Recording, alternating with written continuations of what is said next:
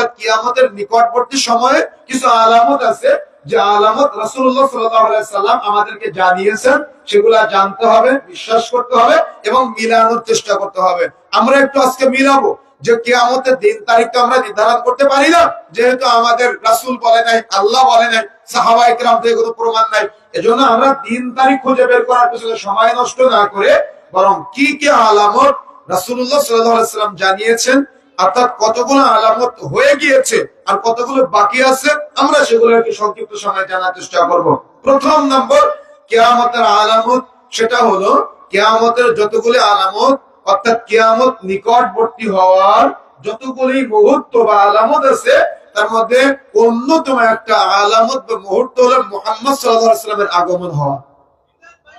কথা কি বুঝতে পেরেছেন? রাসূলুল্লাহ সাল্লাল্লাহু আলাইহি ওয়াসাল্লাম বলছেন, আমার আগমন আর কিয়ামত এরকম দুই আঙ্গুলের ন্যায়।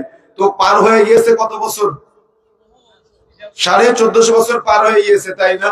তো রাসূলুল্লাহ সাল্লাল্লাহু আলাইহি ওয়াসাল্লামের অর্থাৎ নবুয়তের সমাপ্তি, রাসূলের মারা যাওয়ার মাধ্যমে কিসের সমাপ্তি বলেন তো? রাসূল মারা যাওয়ার পরে ওহী আসার কোনো সম্ভাবনা আছে? ওহী আসার কোনো সম্ভাবনা আছে? মুসনাদ আল হাকিমের মধ্যে আসছে, চারটা রাসূলুল্লাহ সাল্লাল্লাহু আলাইহি ওয়াসাল্লাম ভবিষ্যৎবাণী করেছেন। একেবারে 2 নম্বর খণ্ডের 118 নম্বর পৃষ্ঠা যদি আপনি খুলে দেখেন তাহলে বিস্তারিত আলোচনা পাবেন। আমি সংক্ষেপে শুধু চারটা পয়েন্ট আপনাদেরকে শোনাচ্ছি। এক, রাসূলুল্লাহ সাল্লাল্লাহু আলাইহি ওয়াসাল্লাম বলছেন, আমি মুহাম্মদ আমার আগমনের মাধ্যমে আল্লাহ নবুয়তের সূচনা করেছে, আবার আমাকে উঠায় নেওয়ার মাধ্যমে আল্লাহ নবুয়তের সমাপ্তি ঘটাবে। তবে এটা আল্লাহ যতদিন চায় ততদিন থাকবে, যখন চাইবেন তখন নবুয়তকে উঠায় নেবে, তার মানে আমার মৃত্যু হবে।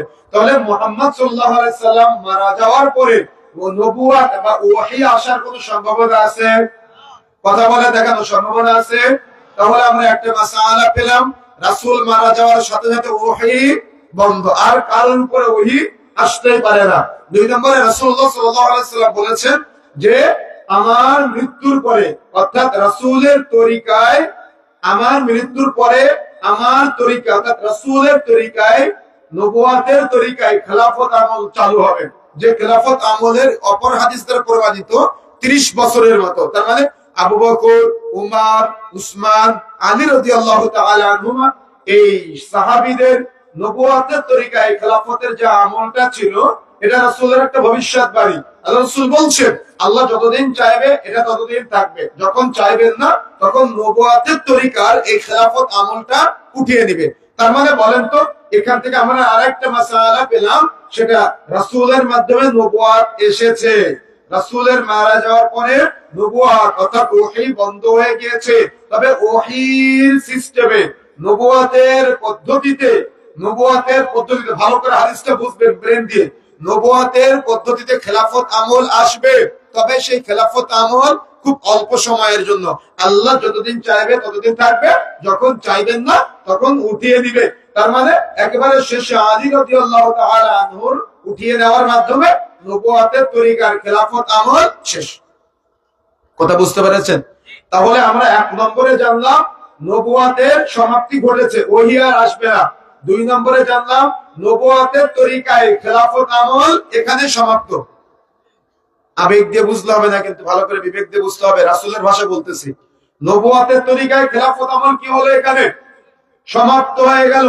3 নম্বরে রাসূলুল্লাহ সাল্লাল্লাহু আলাইহি ওয়াসাল্লাম বলছেন, তারপরে আসবে স্বৈরাচারী রাজা বাদশাদের আমল, যারা মানুষের উপরে স্বৈরাচার করে চলতে থাকবে। আপনি দেখেন, সেই খেলাফত আমলের পরে গোটা বিশ্বব্যাপী লম্বা একটা সময় মানুষ রাজা বাদশাদের একটা আমল পার করেছে, যারা পারিবারিক ভাবে একজন থেকে আরেকজন রাজা হয়ে গোটা পৃথিবীর মানুষের উপরে বিশাল রাজত্ব বিস্তার করেছে। রাসূলুল্লাহ সাল্লাল্লাহু আলাইহি ওয়াসাল্লাম বলছেন, আল্লাহ যতদিন চাইবে ততদিন থাকবে, যখন চাইবেন না তখন তাদেরকে উঠিয়ে নিবে, এর সময়টাও শেষ। তারপরে রাসূলুল্লাহ সাল্লাল্লাহু আলাইহি ওয়াসাল্লাম বলছেন, তারপরে আসবে জবরদখলকারী শাসকের আমল, যারা জোর করে মানুষের উপরে শাসন ক্ষমতা অর্থাৎ চাপ প্রয়োগ করে তারা মানুষের উপরে থাকবে। আল্লাহ যতদিন চাইবে ততদিন থাকবে, যখন চাইবেন না তখন উঠিয়ে নিবে। এখানে ভালো করে মনে রাখবেন রাসূলের ভবিষ্যৎবাণীটা। 1 নবুয়াত এসেছে, রাসূলের মৃত্যুর মাধ্যমে নবুয়াত আর আসবে না, ওহী আর আসবে না। 2 নম্বরে নবুয়াতের তরিকায় খেলাফত আমল চলবে, তবে আল্লাহ যতদিন চাইবে ততদিন থাকবে, যখন চাইবেন না উঠিয়ে দিবে। আবু বকর, ওমর, উসমান, আলী তাদের মৃত্যুর মাধ্যমে নবুয়াতের তরিকায় খেলাফত আমল শেষ হয়ে গিয়েছে। তারপরে এসেছে স্বৈরাচারী অর্থাৎ রাজা বাদশাদের আমল, তারপরে তাদের উঠিয়ে নেওয়ার মাধ্যমে জবরদখলকারী শাসকের আমল। গোটা বিশ্বব্যাপী এখন যেটা চলছে, আপনি শুধু বাংলাদেশ না, আপনি পার্শ্ববর্তী দেশ সহ বিশ্বের বিভিন্ন দেশের দিকে যদি আপনি তাকান, তাহলে রাসূলের এই ভবিষ্যৎবাণী সব জায়গায় বাস্তবায়িত হচ্ছে। আল্লাহ রাসূল বলছেন, তবে এটার সময়সীমা হচ্ছে অনেক কম। এরপরে আসবে ইমাম মাহদী ঈসা আলাইহিস সালাতু ওয়াস সালাম, অর্থাৎ ঈসা আলাইহিস সালাম আসার পরে আবার পুনরায় গোটা বিশ্বব্যাপী ইসলামের একটা রমরমা আয়োজন, অর্থাৎ ইসলামের একটা সুমহান আদর্শ মানুষের মাঝে বিস্তার অর্থাৎ বিস্তৃতি লাভ করবে। এখন যদি আপনি রাসূলের এই ভবিষ্যৎবাণী উপেক্ষা করে আপনি যদি নতুন করে খেলাফত চালু করতে যান, তাহলে কি সেটা নবুয়তের তরিকায় খেলাফত আপনি চালু করতে পারবেন? আকাঙ্ক্ষা থাকা লাগবে, কিন্তু আপনি কি পারবেন? কথা বুঝেন না মনে হয়। তাহলে আবেগ নয়, বিবেক দিয়ে বুঝতে হবে কেন রাসূলের ভবিষ্যৎবাণী বিষয়গুলা। কথা আমার কথা কি বুঝতে পেরেছেন? সুতরাং রাসূল যেভাবে বলেছেন আমাদের সেভাবে বুঝতে হবে। এখন আপনি হয়তো বলতে পারেন, তাহলে এটা প্রতিষ্ঠা করার জন্য আজকে আপনি দেখেছেন মুসলিমদের মধ্যে যাদেরকে আমরা সবচাইতে নিরীহ বলি, যাদেরকে আমরা সবচাইতে নরম বলি, যারা মসজিদে মসজিদে গিয়ে মানুষকে দাওয়াত দিয়ে ঘুরে বেড়ায়, যদিও আমরা ইতিপূর্বে বহুবার বলেছি এটা ইসলামে জায়েজ নেই, বলেছি না? শুনেছেন আপনারা যে 3 মসজিদ ব্যতীত অর্থাৎ মক্কা, মদিনা এবং আকসা, 3 মসজিদ ব্যতীত আপনি অতিরিক্ত নেকির উদ্দেশ্যে সফর করতে পারবেন না, ইসলাম নিষেধ করে দিয়েছে। কিন্তু আপনার অতিরিক্ত নেকির আশায় এই মসজিদ সে মসজিদ, এদেশের অমুক মসজিদ, ওদেশের তমুক মসজিদ সফর করে করে, অর্থাৎ মহিলাদের মসজিদে যেতে নিষেধ করেন, কিন্তু মসজিদে মসজিদে আবার তাবলিগে নিয়ে যেতে আপনারা বাধা দেন না বা কুণ্ঠাসা করেন না। যদিও আমরা এটাকে বহু পূর্বে বলেছি এটা বিদআত, কিন্তু তারপরেও আপনারা শুনেন নাই, নিরীহ আমরা তাদেরকে মনে করেছি।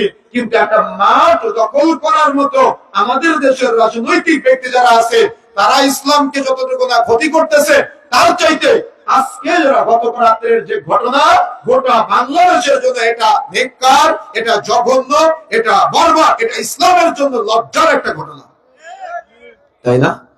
কি বলবেন আপনি? এটা কি বলবেন? এটার নাম ইসলাম প্রতিষ্ঠা?